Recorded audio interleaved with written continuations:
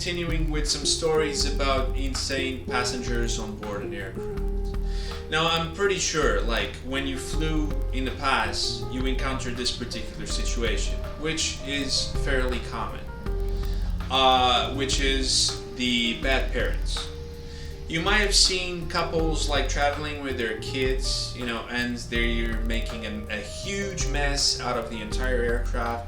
Some of the kids painting on the walls of the aircraft, leaving food everywhere, diapers on the floor. Used diapers, by the way. I'm not even talking about new ones. I'm talking about new, old, disgusting used diapers. Now, honestly, for me, I never quite understood that because we have a bathroom in the aircraft. So, what exactly are the parents trying to achieve by leaving a dirty diaper on the seats after they leave an aircraft? I don't know. Maybe they think it's a present for the cabin crew. Personally, I don't like surprises, and I don't like presents from strangers. So, I really. That's disgusting. Now, one that you probably never heard of is that there are people that buy aircraft tickets, specific flights, in order to steal from other passengers. Normally, this type of flights are the night ones. The ones that, you board in the evening, the aircraft after the service, goes full on dark, people go to sleep. And this is the time that the time that they normally use to go and open hat tracks and start messing around with people's luggage and bags. And I had many situations in the past where people came up to me and came up to my colleagues, and then they were complaining, "Oh, all my money that I had in my trolley bag and my wallet is gone." Sometimes we would even find the wallet in the bathroom itself. Of course, there would be also the opposite. People who I'm pretty sure didn't have anything on the wallet, and they just come and say, "Oh my God, I was stolen." But there has been stories in the past of people who were caught, and this was even on the paper, of gangs that operate inside of aircrafts, and together they just steal, clean up the most passengers that they can. These are passengers that travel light, that if necessary they will go from point A to point B, disembark the aircraft and board the aircraft right away, and then do the same on the way back. So my advice to you is, every time that you travel, always keep an eye out for your things. Keep your wallet, your documents always at all times next to you. And an advice would be just don't keep them in the seat pocket, because quite often at the end of the flight people are tired, they're exhausted, they just want to leave the aircraft, and they tend to forget their passports and their IDs, which sometimes, if you're going on vacations, can result in a very, very complicated situation for you. Now, we also had cases of, I covered in the past, like passengers who pooed everywhere. The other side also works. Passengers that pee in the cabin. I had people coming up to me, like, as the aircraft is landing, the wheels are not yet even on the airstrip, and they're already standing up, wanting to go to the bathroom. This for me is something I never quite understood, because many times you have flights that take up to 3 hours, 5 hours, 7 hours. Why don't they use that time to go to the bathroom? The same thing applies in the airport. You have clean bathrooms in the airport. Yeah, they're public, but there's a fixed schedule of, when the cleaning lady has to go there and clean them. Why is it that people wait until they board the aircraft to use the extremely small, horrific bathroom that exists on board of aircrafts? That itself is beyond me. And going back to the story of peeing in the cabin, I had people like standing up, wanting to go to the bathroom. For safety reasons, we cannot let them. Of course, you cannot force a person not to go to the bathroom. So if they really want, I guess you have to open the door. That's what expected. It's the humane thing according to companies. So as long as you don't put yourself in danger, like you just tell the person, okay, you want to go, it's your responsibility, go. But there are what I consider to be the savages, which is like they don't even wait for the door to be open. They just pull the thing out and just start waving it around like it's a fire hose or something, and and they pee. Normally they tend to say, "Where can I ease myself?" Ease myself?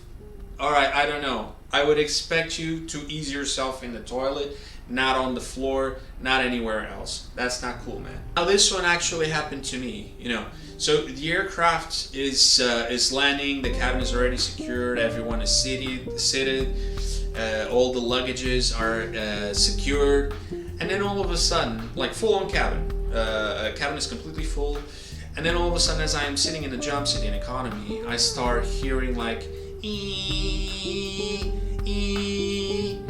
I'm like, what the hell is that? And the noise would disappear, and then after a few seconds or a few minutes would come back up. Ee, ee. And then, I'm looking around in the cabin trying to determine what exactly is making this noise. What is this noise? And then there was a passenger sitting like in the middle of the crowd who noticed that I was, my perplexed face trying to understand where the noise was coming from. And he just does this, and then I see him looking at me, and he has like a smile on his face. And he's like, he does this eye sign to me, like smiling. And then, at this point the noise came back, and when I noticed the direction this guy was like aiming with his eyes, I could see there was like a passenger, which I'm assuming I can't say nationalities on YouTube. I don't know. I will still not say. A passenger sitting next to other passengers holding a beard trimmer, and he's like shaving pieces of beard falling everywhere. I'm like, is this for real? And the aircraft is landing, okay? The aircraft is landing, but the guy decides this is the perfect time and the perfect place to actually, let me just fix my beard over here. Anyway, I've seen the same with toenails, fingernails. Every time I tell back these stories, it's kind of like I'm reliving them in my head, and some of them are really not pleasant at all. Now, of course, you also have the wise asses, the people that go to the bathroom to smoke. I never quite understood this, because how addicted do you have to be that you can't hold yourself from smoking a cigarette until the flight is finished? I had situations, passengers going to the bathroom to smoke. I think it's nothing new here. But when these people are stupid enough, some of them, and this actually happened at least 2 or 3 times to me, they throw the lit cigarette, the butt, they throw it in a paper basket. Of course, the paper basket has what? Papers. Mostly dry, because you barely have any water from that sink anyway. So I actually had a situation in which the guy threw the cigarette there, and all of a sudden there was like an intense burning smell in the cabin, and and when I went to check the bathroom, like it was full of smoke. There was already a flame in the paper basket, and and this is the time that I normally say that experience is not everything. It doesn't matter how many years you worked for an airline, because when these types of situations happen, the stressful situations, where you have a fire on the aircraft, which is one of the worst things you can possibly have. Bear in mind that the aircraft itself, from the seats to, the whole thing is made out of toxic materials. that release toxic smoke when they burn. So I had I let my colleagues know, okay, we have a fire here, blah blah blah blah blah blah. I need assistance, blah. So the purser, she comes with a fire extinguisher, So I'm already with bottles of water to use, and she is beyond stressed. She is frozen, she froze. So then she's holding the fire extinguisher, not moving, not doing anything. So didn't even remove the seal so it can be used immediately. So I just took it from her hands, broke the seal, prepared for use, and I used it. And then you would assume that in the end, okay, you have to tell the company the story that happened, and and that's the end of it. In fact, no. In the story, well, when the crew communicated to the company what happened, this cabin senior, this onboard leader, she wrote that she was the one that used the fire extinguisher. I'm like, why? Be honest. What do you have to gain by lying? By the way, I found out who the guy that smoked in the bathroom was that created the entire situation. We confiscated the passport. He was taken away by the authorities. Which, let me just give you an advice. If you ever plan to do this on an aircraft, just be very aware that the place where the aircraft is landed is the one that's going to decide what's going to happen to you. So if you're going to a place like, let's say, London, they don't play around. They will take you to jail, guaranteed. Now this one happened to me when I was working in business class, and we were serving breakfast to passengers. So the food that you normally have on the aircraft is it's already prepared. The only thing you really do is just heat it up and plate it and all that stuff. So the guy decided to have for breakfast eggs Benedict.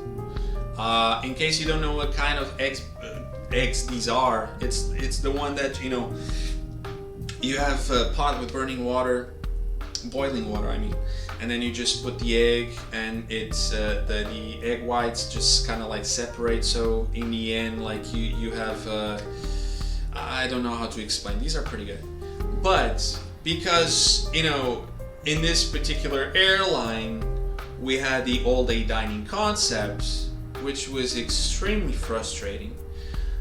This means that anyone can eat at any time, as many times they want. So sometimes we have so many people wanting to eat at the same time, and we have no notice that things have to be hurried.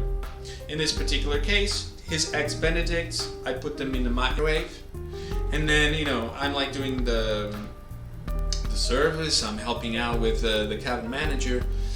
And after we served his breakfast, we're passing through him, and we see he's cleaning the monitor and cleaning the stuff. And I remember the cabin manager even commenting, "Oh wow, look at this passenger. It's very rare that we actually see a passenger so clean and tidy that he's actually cleaning the monitor and all around him."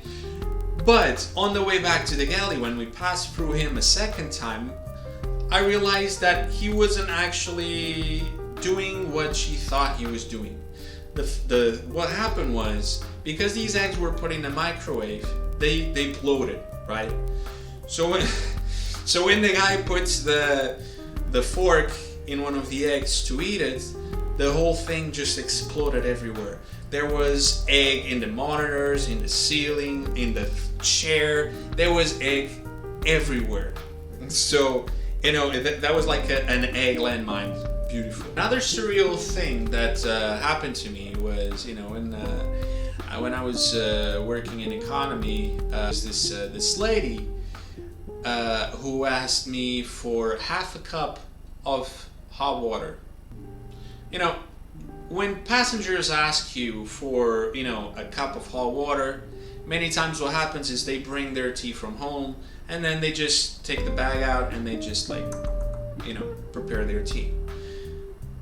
But this was the first and only time that someone actually asked me for half a cup of hot water.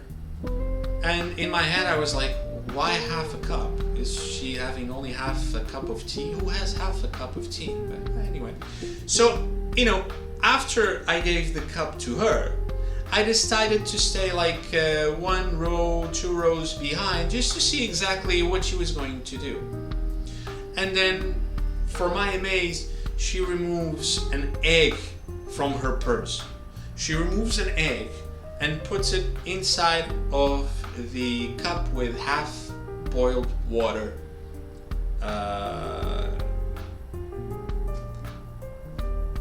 Maybe in her head she thought that it would be so hot that she could boil the egg there. One and the last one for today is this didn't happen to me because this was like way too much. It was like one of the wise ass colleagues that I had. A passenger approached him, and you know, business class, and he wanted to know what type of eggs we were serving for breakfast. So the guy goes, hey, can you tell me, you know, what kind of eggs are you serving for breakfast? Are they boiled? And like, yeah, like, do you have eggs? And if you do, are they boiled? And the guy said, well, sir, I do have eggs, but they're not boiled. And then he starts laughing, and everyone around him started to laugh. Of course, this guy, when he realized what just happened, he was pretty upset. The guy, I don't know what happened to him, but honestly, at this stage of the championship, do you really care? Anyway, guys, I hope you enjoyed this video. If you do, please give it a like. Comment as well if you want me to cover any other subject. Also, please press this button here for subscribe. It really helps me when you do it. And I'll see you next time. In any case, have a nice day. I'm Andrew Oaktree. Take care.